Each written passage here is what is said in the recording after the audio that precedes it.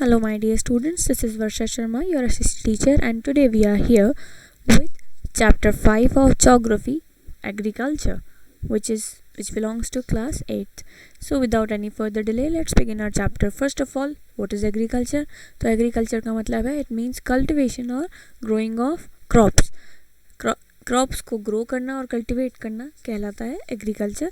Agriculture में काफ़ी सारी एक्टिविटीज़ इंक्लूडेड होती है. For example rearing of life stock, forestry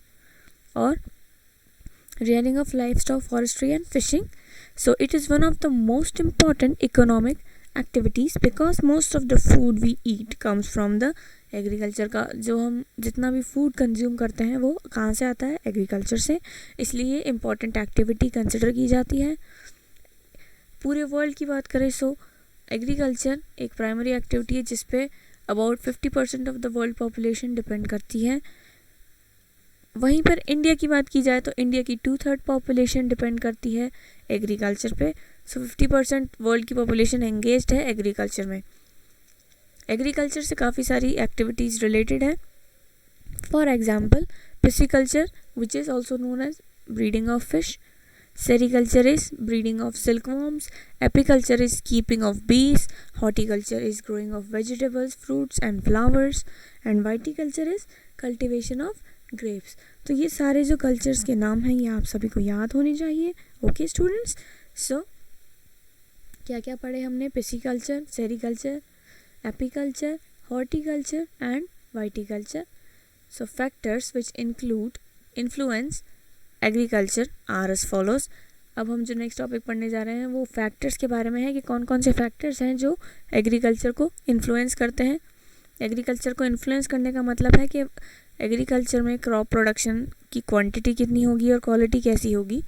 इसको जो फैक्टर्स इन्फ्लुएंस करते हैं, असर करते हैं इस पर, उनके बारे में पढ़ने जा रहे हैं. फर्स्ट ऑफ ऑल जो लैंड होना चाहिए वो एरेबल होना चाहिए, मतलब सूटेबल होना चाहिए for the growth of crops.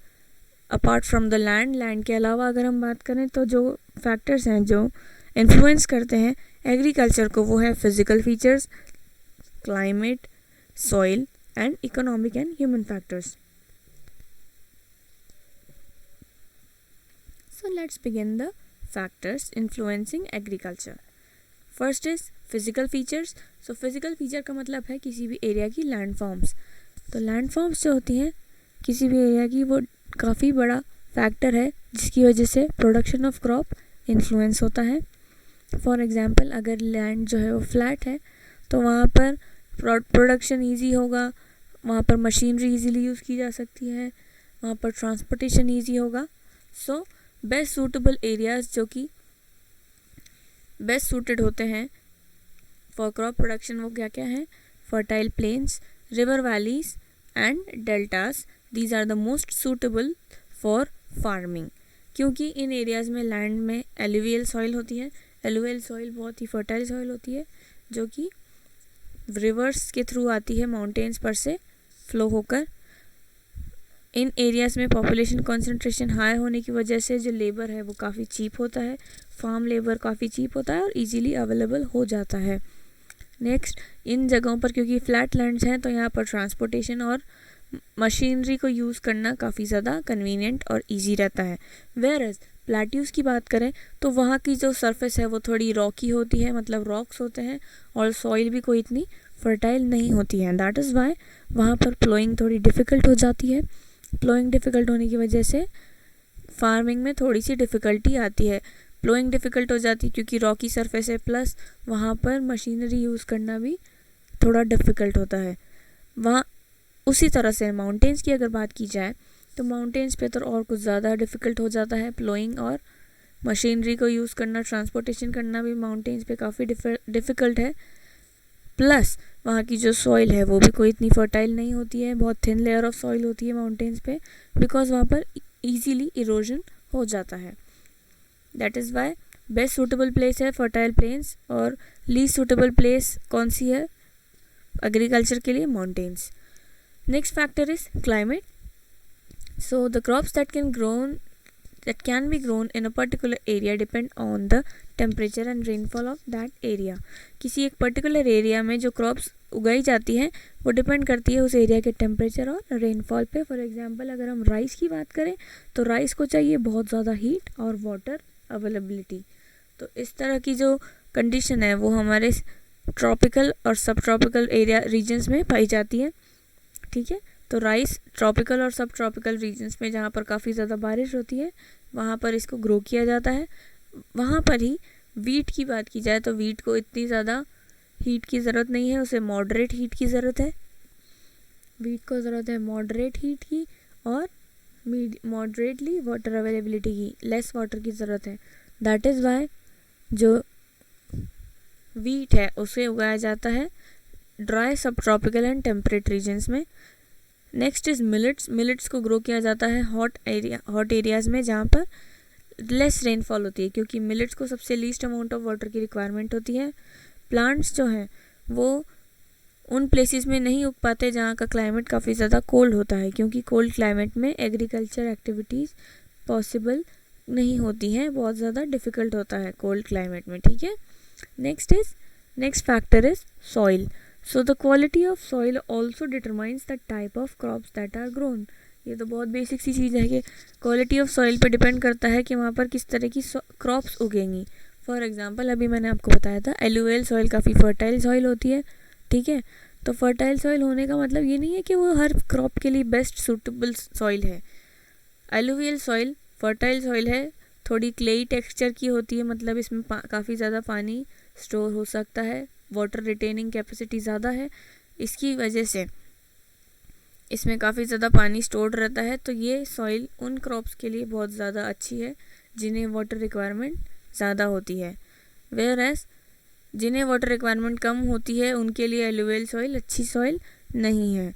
ठीक है, सो उस तरह ऐसी सॉइल जो कि पोरस होती है, जिसमें प्रॉपर एरेशन फैसिलिटीज़ होती हैं, एयर पास हो सकती है ईजीली, और जिस सॉइल में न्यूट्रिएंट्स की क्वांटिटी हाई होती है वो बेस्ट सूटेड होती है फॉर प्रोडक्शन ऑफ क्रॉप्स. ठीक है, next factor is economic and human factors. So economic और ह्यूमन फैक्टर की बात करें तो कैपिटल और टेक्नोलॉजी सबसे ज़्यादा इंपॉर्टेंट इकोनॉमिक फैक्टर्स हैं जो कि इन्फ्लुएंस करते हैं एग्रीकल्चर को. कैपिटल मतलब मनी, तो कैपिटल की रिक्वायरमेंट तो हर चीज़ में होती है, जैसे कि सीड्स लाने में, manure, fertilizers, irrigation facilities and implements. It is also required to use modern machinery and farm technology. Farm technology और मॉडर्न मशीनरी यूज़ करना ही बहुत ज़्यादा इंपॉर्टेंट है. टेक्नोलॉजी की बात की जाए तो वो क्रॉप प्रोडक्शन को, क्रॉप यील्ड को इम्प्रूव करने के लिए बहुत ज़्यादा इम्पॉर्टेंट होती है. जैसे जैसे नई नई टेक्नोलॉजी आती जाती है, अगर उसको किया जाए तो ये देखा गया है कि सिग्निफिकेंटली जो क्रॉप ग्रोथ है वो इम्प्रूव हो जाती है, उसकी क्वांटिटी और क्वालिटी इम्प्रूव और इंक्रीज़ हो जाती है. एक्सीलेंट एक बहुत अच्छा एग्जांपल है इसका, the grassland which is prairies in North America. Transport facilities, availability of loans for farmers and favourable government policies for procurement of agricultural produce are other economic factors influencing agriculture. Adequate and cheap labour is the human factor that influences agriculture. तो ये अलग अलग factors को यहाँ पर explain किया गया है. ह्यूमन फैक्टर्स में क्या क्या आता है? Adequate and cheap labour, transport facilities, availability of loans for farmers and favourable government policies. ये किसके अंडर आता है? इकोनॉमिक फैक्टर्स जो कि इन्फ्लुएंस करते हैं एग्रीकल्चर को. ठीक है, ये सारी चीज़ें हमने पढ़ी, फैक्टर्स क्या क्या होते हैं जो इन्फ्लुएंस करते हैं एग्रीकल्चर को. अब हम पढ़ने जा रहे हैं टाइप्स ऑफ एग्रीकल्चर, किस किस तरह का एग्रीकल्चर प्रैक्टिस किया जाता है ऑल ओवर द वर्ल्ड. तो ऑल ओवर द वर्ल्ड की बात करें तो एग्रीकल्चर को अलग अलग वेज में प्रैक्टिस किया जाता है, अलग अलग पार्ट्स में अलग अलग तरीके से एग्रीकल्चर किया जाता है. इसको अलग अलग डिविजन्स में डिवाइड किया गया है. फॉर एग्जांपल अगर जोग्राफिकल फैक्टर्स की बात करें या फिर एग्रीकल्चर को हम क्लासिफाई करें on the basis of land, तो उसे एक्सटेंसिव और इंटेंसिव में क्लासिफाई किया जा सकता है, और इसे सब्सिस्टेंस और कमर्शियल एग्रीकल्चर या फार्मिंग के फॉर्म में भी डिफ्रेंशिएट किया जा सकता है. तो फर्स्ट ऑफ ऑल जो फर्स्ट डिफरेंशिएशन है वो है subsistence and commercial farming. So let's continue our topic of types of agriculture.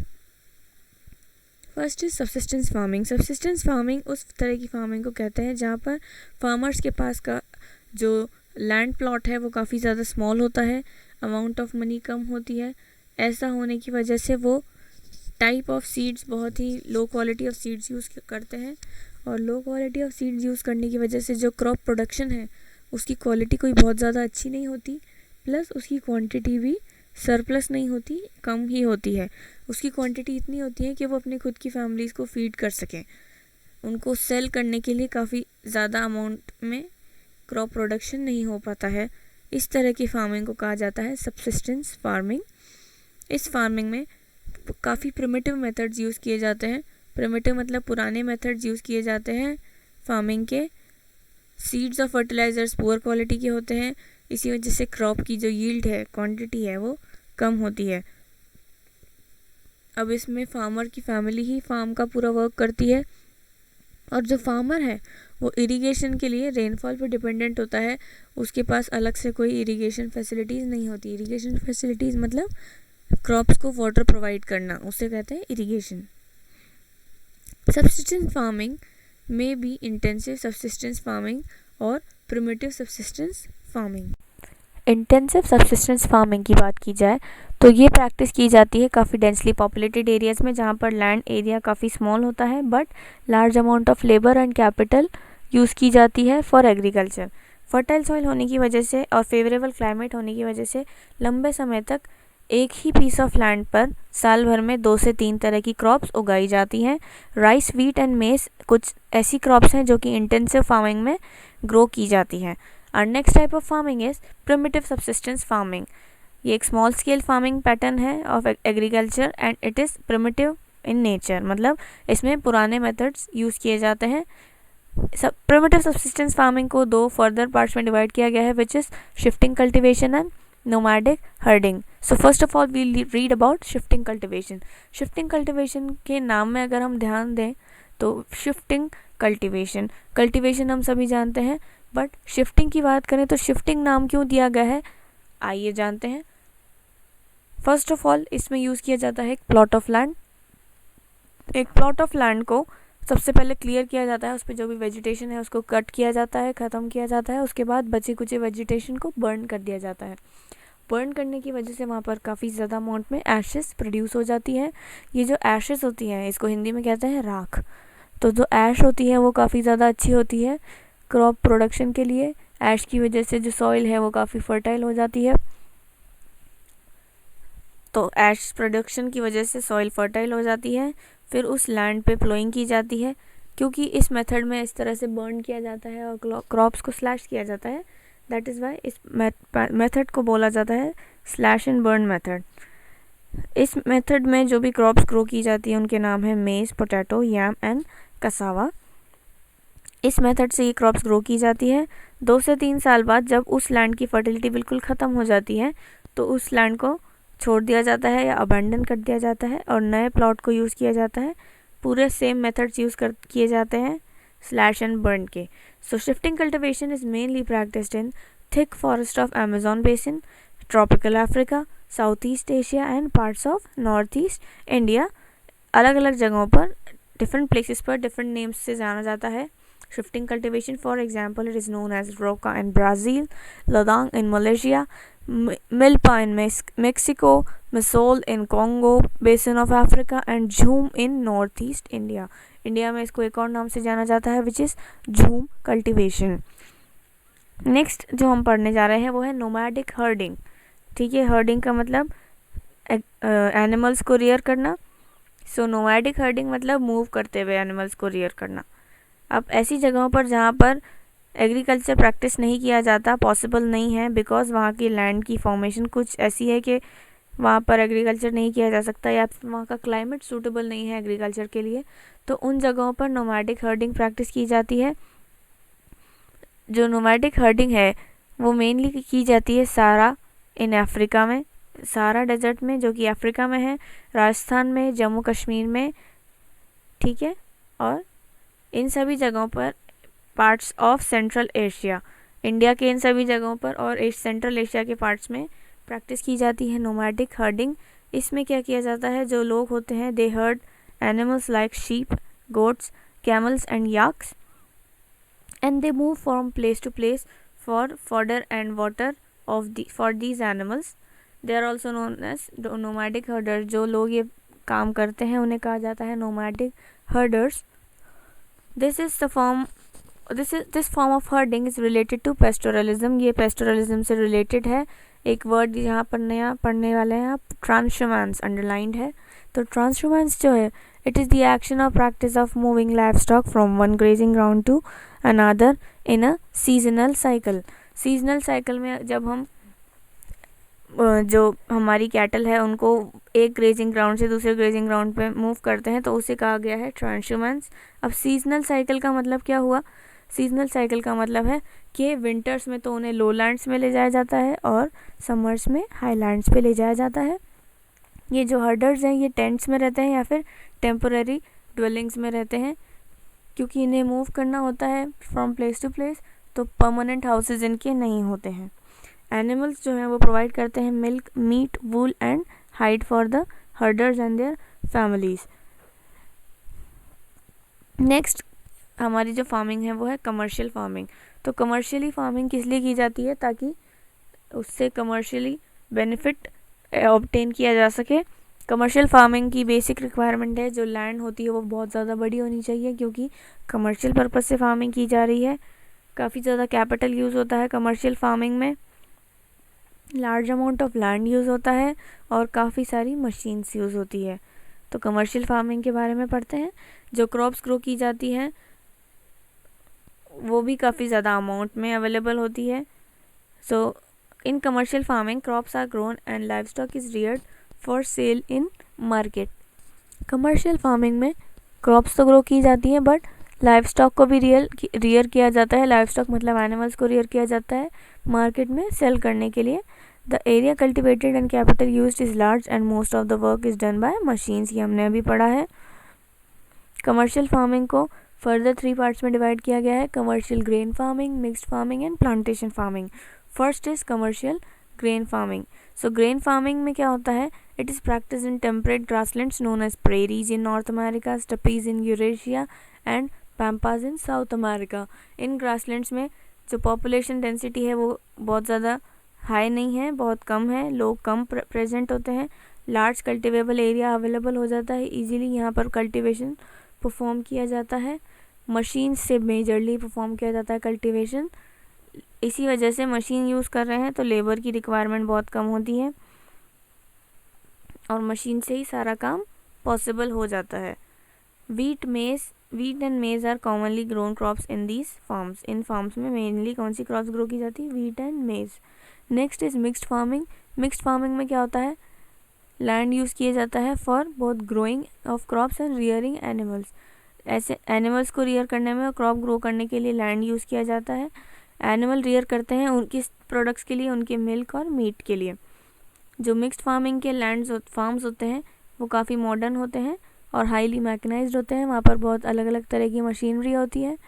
इसके फार्मिंग जो फार्मिंग है it is mostly practice in USA, Europe, Australia, Argentina and South Africa. ठीक है। Next is plantation farming. Plantation farming large farms में practice की जाती है जिनको कहा जाता है estates, where mostly a single crop of tea, coffee, sugar cane, cashew, rubber, bananas और ऑयल पाम्स इज़ ग्रोन। एक सिंगल टाइप की क्रॉप ग्रो की जाती है इन सभी में से और काफ़ी ज़्यादा अमाउंट में ग्रो की जाती है। इसमें लेबर भी बहुत ज़्यादा रिक्वायर्ड होता है और कैपिटल भी बहुत ज़्यादा रिक्वायर्ड होता है इस प्लांटेशन फार्मिंग में। और प्लांटेशन फार्मिंग में क्या होता है, जो प्रोसेसिंग होती है क्रॉप्स की, फॉर एग्जांपल टी के लिए प्रोसेसिंग ज़रूरी है, कॉफ़ी के लिए भी प्रोसेसिंग ज़रूरी है क्योंकि टी को ग्रीन टी के लिए तरह भी यूज़ किया जाता है और ब्लैक टी की तरह भी यूज़ किया जाता है, तो इनकी लीव्स को सुखाना पड़ता है, थोड़ा ड्राई करना पड़ता है। सेम कॉफ़ी के साथ भी होता है और कैश्यू के साथ भी होता है। तो इन सभी प्रोसेसिंग के लिए या तो उन फार्म्स पे प्रोसेसिंग होती है या फिर आसपास की फैक्ट्रीज़ में, नियर बाय फैक्ट्रीज़ में प्रोसेसिंग की जाती है। T, coffee and rubber plantations in India, banana plantations in West Indies and coffee plantations in Brazil are common, इन सभी जगहों पर ये अलग अलग तरह के प्लांटेशंस कॉमन है। So that's all about this chapter students. Keep studying, stay safe, and if you have any problem you can ask to me. Thank you very much.